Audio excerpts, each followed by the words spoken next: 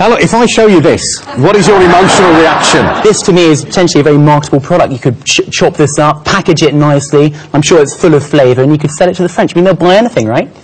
Is that right? Jean-Christophe.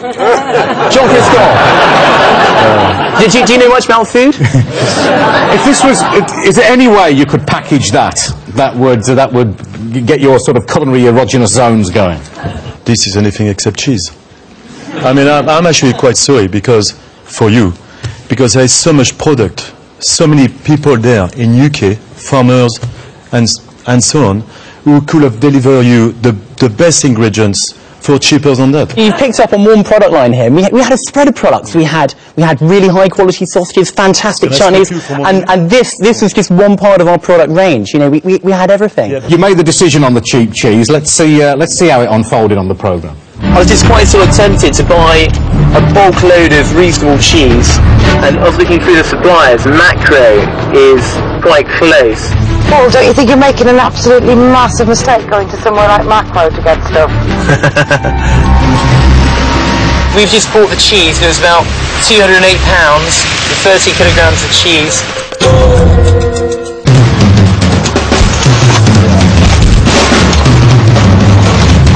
You had 16 kilos of cheese left over after the market session.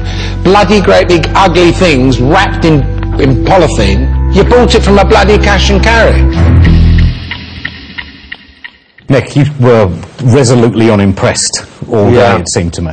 It's the wrong product. You don't take cheese to France. I was in a supermarket in France, thinking about you, Paul, on Saturday. They had 3 cheese counters, and do you know the total length of the cheese counters was 41 metres.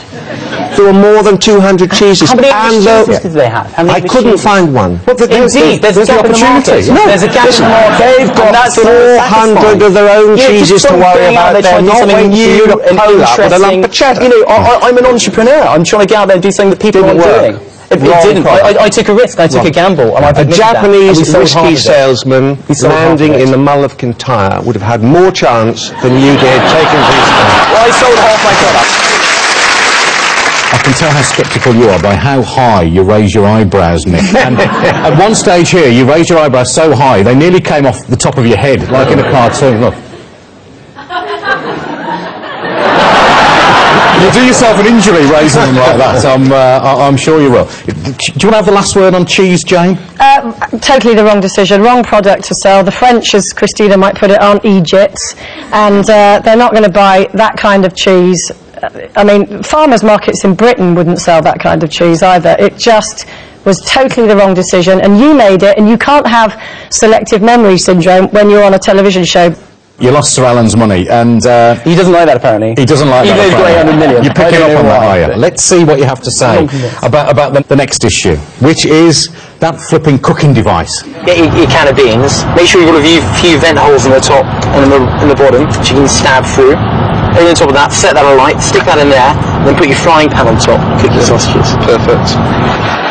But the world's most negative man, you needed him to be negative, and he says perfect. Adam said it was perfect, but he was soon thinking it was anything but perfect when he started actually trying to cook with the flaming thing, and he was having some very negative thoughts then.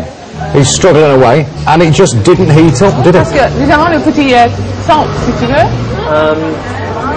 C'est prêt en 10 minutes. En 10 minutes. Mais pas maintenant. Je suis désolé. Worst of all, it let your nemesis in to come in and save the day. It's a total bloody joke. It browned it off, and I did show some of the brown off. I don't think it did. I think it was nowhere near cooking, and it's something you learnt on the Brecon Beacons on some sort of survival course. No, it isn't. It was just something I cobbled together. Certainly that.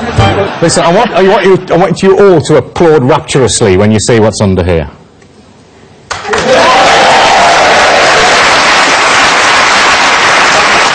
I must admit, I assumed the same thing as Nick, that this was what you do in an emergency at the top of the Brecon Beacons or somewhere worse. But what was the background to this? I was trying to find a burner in Macro, and the closest thing they had were these sort of jelly burners which heat things at dinner parties, basically. So using my entertainment background, I thought, yeah, we'll put one of those together and cook some sausages. So, ever seen anything like that before? When I was in the army, we used to do something very similar. But instead of putting the food, we actually put a lid first. Make sure the pan heats up correctly, and then you put the food in. In fact, I'll tell you something. I know that area very, very well. I was born there. Coincidence? Nostalgic? In fact, when I was 14, I used to sell pancakes on that market. And you know what? I was very, very, very popular. Right. And that day I decided to be a chef. Was that about your looks or your pancakes? I was going to say, yeah. So, Jane. The sausages, in a way, were the best product that you had because they looked fantastic. The chutneys were popular too, but the sausages and chutneys were probably the problem best is, when you're buying something and having to sell it on a market like that, if you have to cook it, you're automatically giving yourself extra hurdles to get over. Okay, if I set you the task, what would you do? I've been in UK now for 25 years, and God, there is so much to expose. Right. Stilton as a cheese. Great cheese, one of the best, if it's not the best. Toffee, lemon curd, shortbread, marmalade, smoked fish.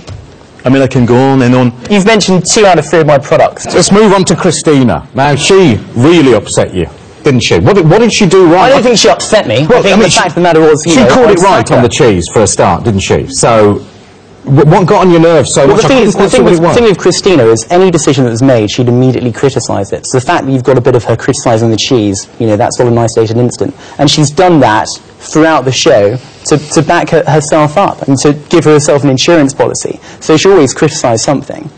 And, you know, throughout the task, Christine was playing a very clever political game and trying to draw me into arguments, which I would not be drawn into. And I always said to her, you know, what's her point? And invariably she didn't really have one. I mean, most people dread going into the boardroom. She was absolutely dying to get into the boardroom. Well, yeah, she thrives on controversy, and, you know, that's what she enjoys. Okay, well, is she spoiling for the fight? I'd be quite happy for him to pick me to go against him with Sir Alan in the final 3, because I'd nail him.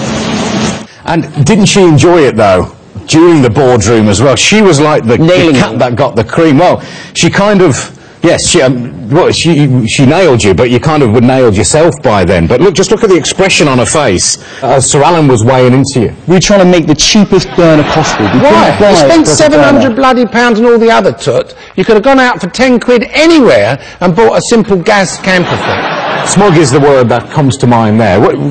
Is she a contender, Christina?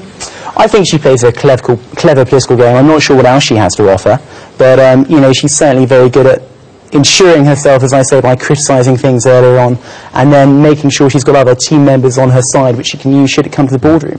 What would you say about Christina? I would say maybe she's playing a political game, but I kind of think that's the point. That's how you win, isn't it?